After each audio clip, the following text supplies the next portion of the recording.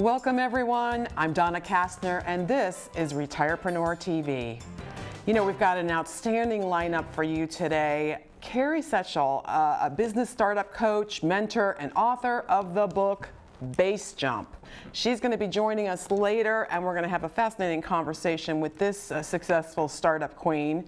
But first we're going to kick off with our Retirepreneur news briefs. You may recall last time that's what we launched, and we're trying to kind of scavenge through all the articles out there to find the greatest hits, the gems that you can run with.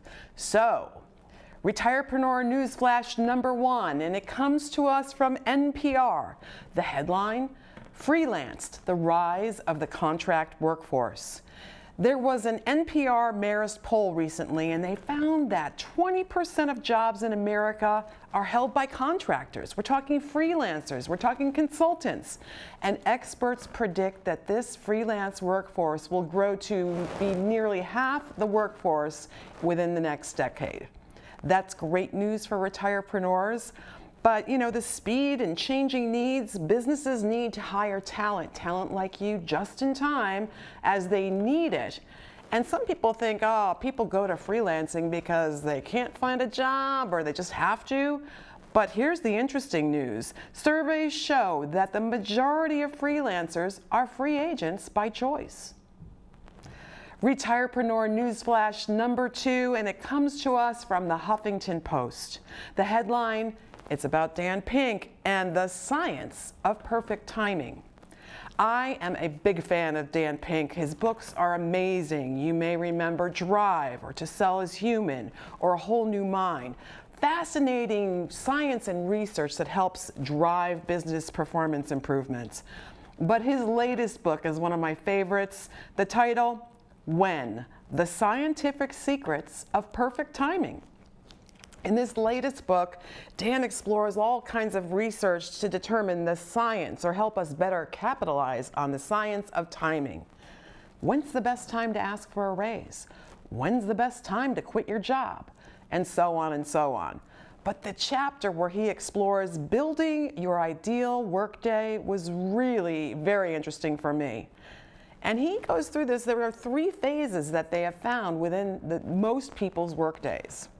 So most of us progress through the day in these 3 stages: a peak, a trough, and a recovery. During the peak, which is usually first thing in the morning, we're better off tackling analytic tasks, those things that require that heads down focus and attention. And then, as you might expect, later in the day, usually after lunch, early afternoon, our brain power starts to dip and our energy dips. That is what he calls the trough. And during the trough, we're better off tackling the more mundane administrative tasks, maybe filtering and managing through email. Now, these 2 first phases, you've probably been aware of these, but it's the third one that surprised me, and it's the recovery. Believe it or not, for most people, later in the afternoon, say 3:30, 4-ish, creativity starts to kick in and we're free. I don't know, it must be something about navigating through our day, but creative thinking for most people is best in that 4 p.m. and later hour of the day. So keep that in mind as you're structuring your own workday. And again, I highly recommend this book, When? The Scientific Secrets of Perfect Timing by Dan Pink. Retirepreneur Newsflash number 3 comes to us from Next Avenue, public media's first and only national journalism service for America's booming older population. The headline: From Professor to Pizza Shop Owner. In this article by unretirement expert Chris Farrell, we learn about one man's dramatic career pivot from professor to pizza shop owner. Meet Richard Williams, who at age 51 left behind a tenured job as a university professor to start a pizza restaurant. Williams had been a professor for 25 years. He had job security and he loved both his field and his students.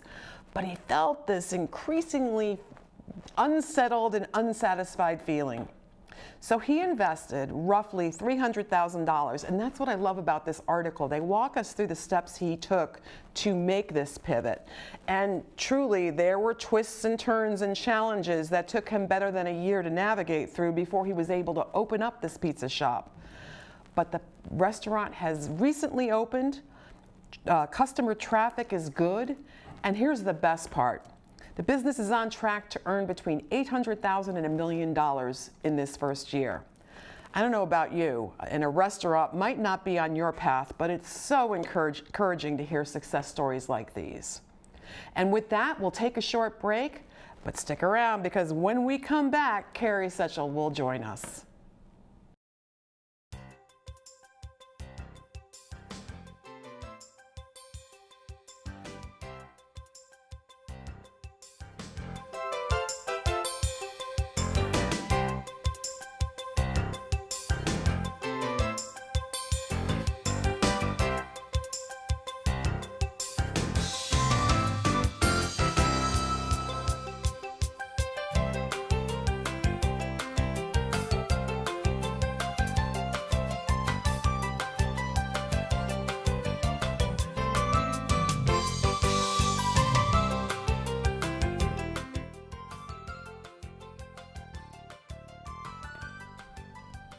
And we're back, and joining us now is Carrie Sechel. Carrie, welcome to Retirepreneur TV. Thank you, Donna. It's great to be here. You know, I would typically launch with a bio, but your career journey is fascinating and really a big thing I want to kind of dig into. So let's start there. Can you give us some highlights of the things you've done that have taken you to today? Super, thanks, Donna. And yeah, it has been quite a journey. And when I was listening to your intro and your news briefs, the pizza shop owner, his story really resonated with me because I went through something similar in my mid-career. So I started off in public accounting, and I was a college student back in the 90s. The internet was just starting. There really wasn't this huge new ocean of opportunity of all kinds of different careers. And so I was a high achiever, and when I thought about what could I do and have a successful career, to me the options were, you know, the doctor, the lawyer, the accountant, the nurse, the professor, engineer, and I was good at accounting. I liked math, and so I said, oh, well, hey, I'll do accounting, I'll go to law school, try some different things out, and I ended up in public accounting for a fantastic 18-year career. But when I started out in public accounting, I can't say that I was ever really passionate about accounting and tax. It was really something I was good at. I liked it just fine, and I could see this opportunity of different places it could take me, all the different experiences I could have. And you had to be more than good at. You were at one of the top accounting firms. I was, yeah. I started my career at Arthur Andersen, and I was there and experienced the Arthur Andersen Enron scandal from the inside, which was quite interesting, and for a person early in my career, it was an experience that I'll never forget. I learned a lot from that. I bet. And then I went to Deloitte, where I was for 14 years. I was a partner for 7 of those years. And I got to do lots of really interesting things in my career. My husband, son, and I moved to India for 2 years. Wow. Yeah, it was great. I got to How old was your son when he you did was that? 14 months old. Oh boy. Yeah, yeah. And so, but the thing that really kept me engaged was just the dynamic environment I was part of and the constant change. I had all these different opportunities to do different things. And in the back of my mind, I always had this sort of thing that was thinking, at some point, there's going to be another phase of this. This public accounting thing it's good early in my career. It's great preparation for what's next. I love working with the people. I'm getting so much experience in business, in coaching and mentoring and leadership. But at some point, this is going to time out, and there's going to be another chapter to this. And I thought in my mind that this chapter would wait until I was in my 50s, invested in a retirement and all these types of things. In a safer place, In a safer place, lots of money in the bank, no risk, you know. But it really came to me in my early 40s. And I had a moment of deep clarity where I realized that what I had gone into public accounting to do, I had really done. And it was time for me to take that next step. It was the deep pull that I felt towards something else that was meaningful, purposeful, entrepreneurial, creative. Well, and it seems as I watch others, and even for myself, opportunities present themselves. Yes. And then we say yes. Yes. I don't know that we're always choosing them, we're more invited to them. And then I think there are periodic points, and that was certainly the case for me, where you look up and go, is this really where I'm headed? Yes, absolutely. And Donna, throughout my career in public accounting, there were probably 3 or 4 times where I had that, is this the time that I need to make a significant pivot? And each one of those times, some opportunity would present itself that made it absolutely clear to me, I need to stay.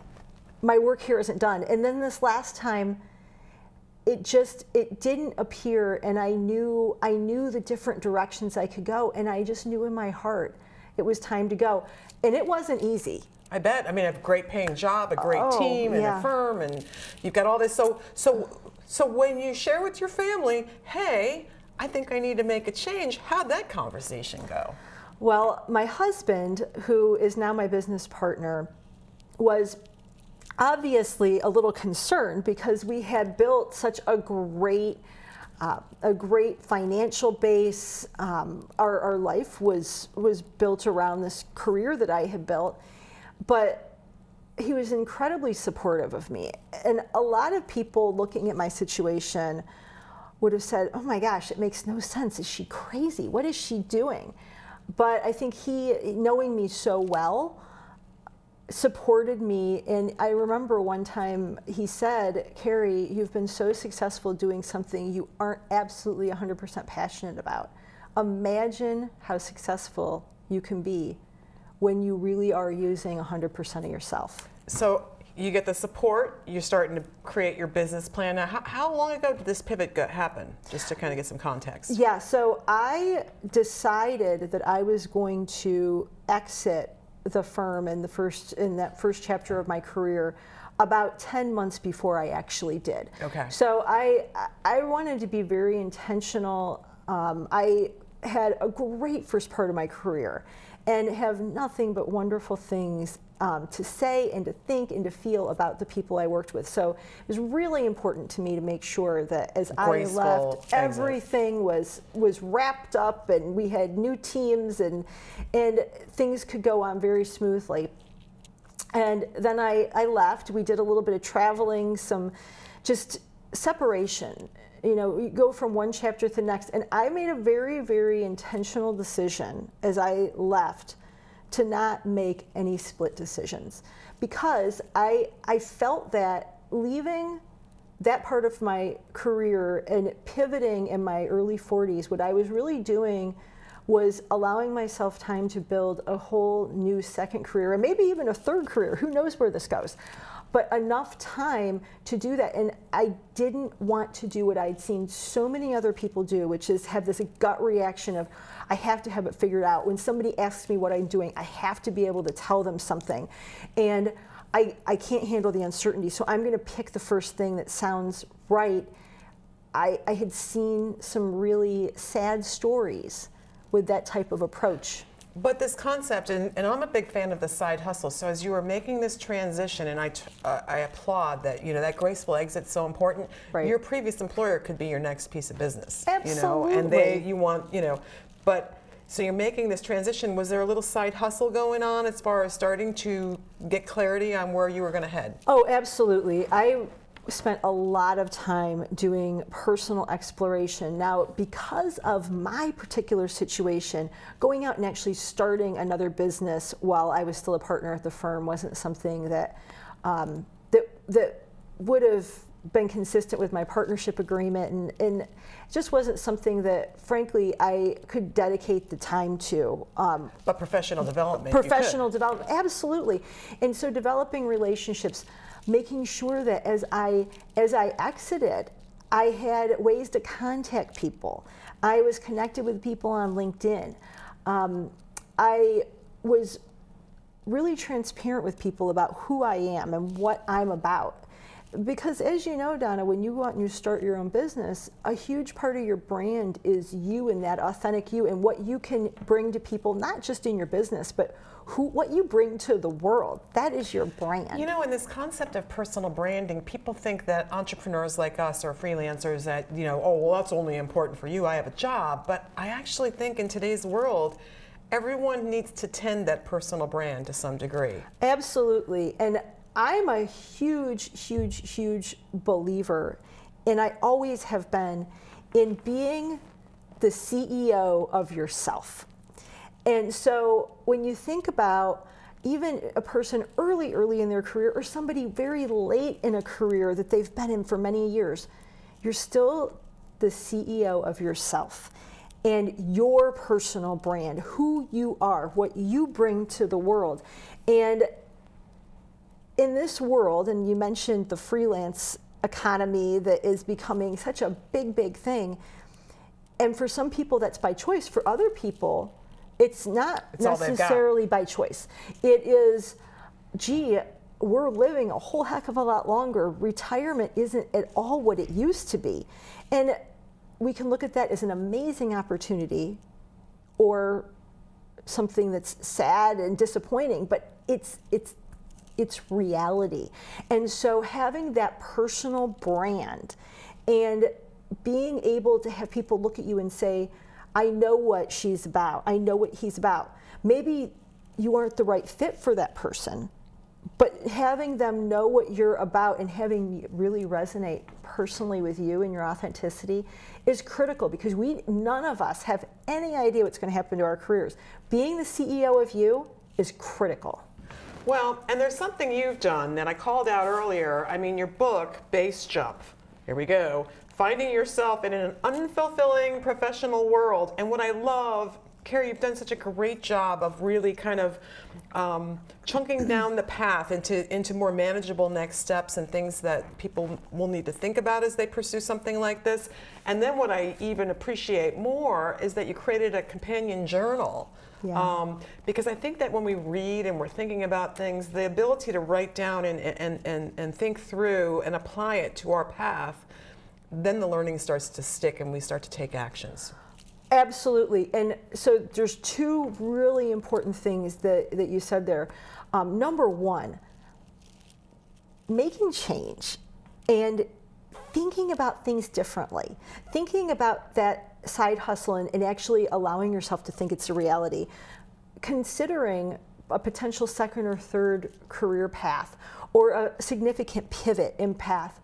There's all kinds of beliefs and all kinds of assumptions and securities and expectations, and that's what the base is. It's the beliefs, assumptions, securities, and expectations that we have, every person has. And if your base is one that's going to say, oh, you know, no change, no, that's scary, and there's all these reasons why not to do something, staying stuck, staying stagnant, that's what that base is going to do to a person. And being able to then change that base so you're free is a huge thing. And to think through all the categories, which you've done so well with the book. And then, am I correct? So the book, at least for now, is something that is free for clients that, you know, and it strikes me as a good starting point for some of the engagements you're doing. Tell us more about that. Yeah, absolutely. So my book is free. All clients have to do is pay for the shipping. So you can get it on my website, carriesechel.com. It's also on Amazon. It's not free on Amazon, but it's at a very low price point. And it's a great, great way to start to get your juices flowing. And you mentioned the journal. And the journal, I put the journal together for two reasons. Number one, some people really aren't book readers. And the book reading experience is just boring. It's not interactive enough. So the journal really is the reader's experience. Because this is all about the reader. This isn't about me. I use my stories, but this is about the reader going through a transformational experience.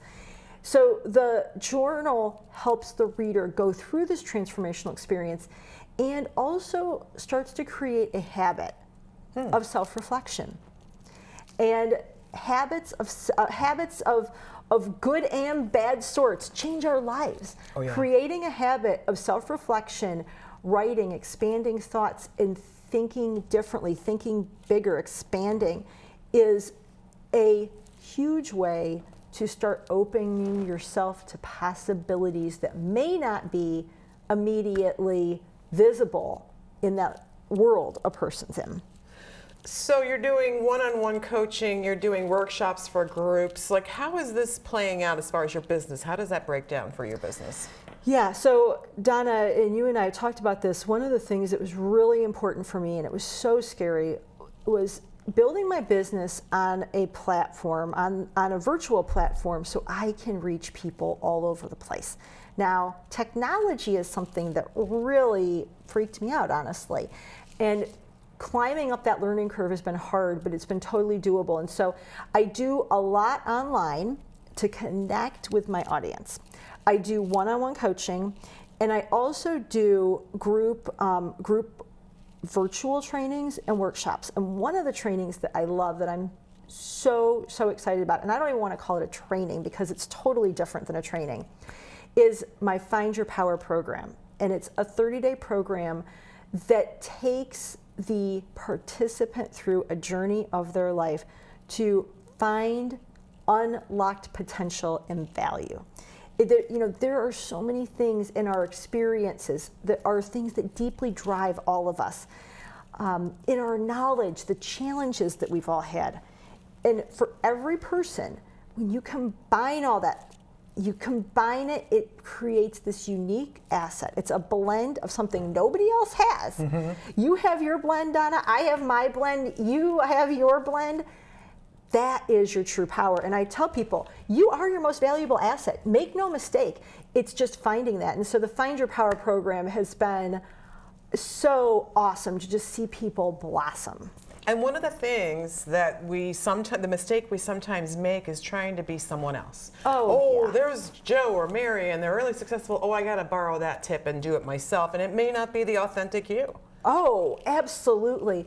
And it's all about celebrating who you are and realizing the value of that.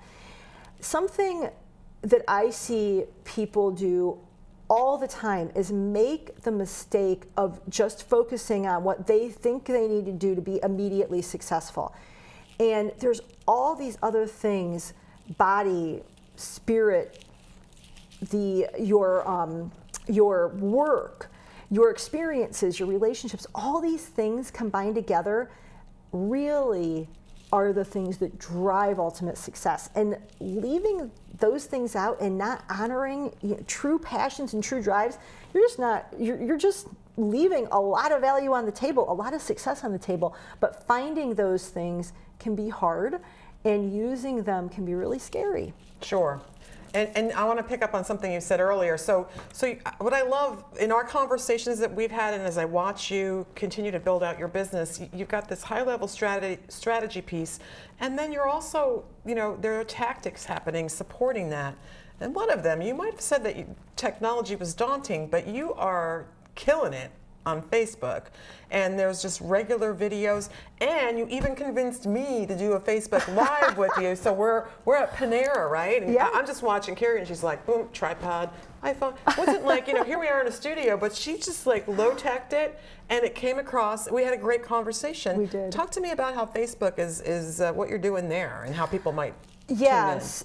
And so I will tell you that a few years ago, I didn't even have a Facebook account.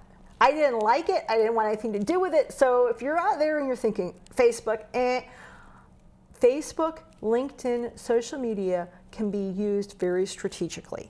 What I've chosen to do is use Facebook as a way to engage with my email list. So the people I have a Facebook group. Most of the people in my group are people on my list, people that I'm interacting with in other ways. But it's a way to interact with people on a daily basis, on a casual basis, in a way that people are used to being interacted with. Sure. That has been great. And something, if for anyone out there, and Donna, I know you're up on all these things, Facebook and other social media platforms are constantly changing. They change their algorithms. And so your email list, and for someone who maybe email list, your leads, your relationships, your Rolodex is your asset. And that's Absolutely. really, really important. So social media is a great way to build that asset, but always driving towards getting them to your Rolodex. And it's a great way to use to interact with those people in a way they're used to being interacted with. So you can stay in more contact, build more trusting relationships. So on Facebook, that is how I am currently using Facebook. You know, going out and just trying to get likes and likes and likes and likes and likes right now isn't necessarily the most strategic use of Facebook. And so the groups are huge. For anybody out there, Facebook group right now is really one of the best ways to use it. And Facebook advertising, but that's a whole other gig. So I'm going to remind our viewers that we will, at the end of this show, we'll have a link to Carrie's website so you can take a peek at this book and request it. Yeah. And then also this Facebook piece, she's sharing some great short videos that I think this timing, we talked about that book When by Dan Pink. Yeah. And sometimes it's just having the right video come across your newsstream at the right time. But I need to get you back because we're just about out of time. Sure. But my last question.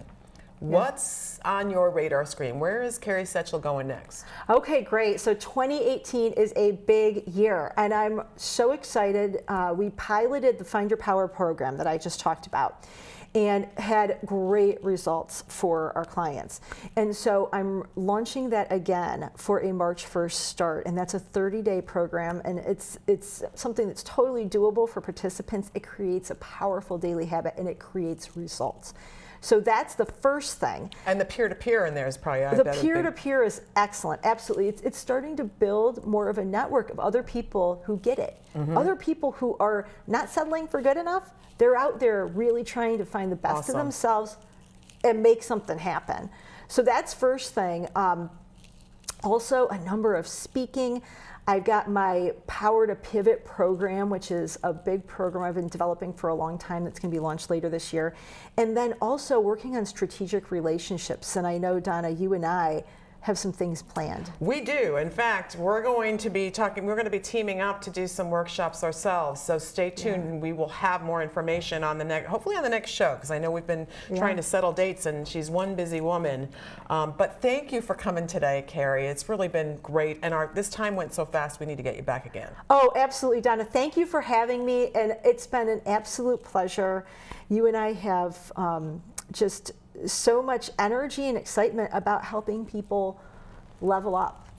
And we met through a person we both knew. So networking, thanks, Wendy. The networking really works. Indeed. And with that, we have hit the finish line for this show. Hopefully you've come away with some big ideas you can run with and explore.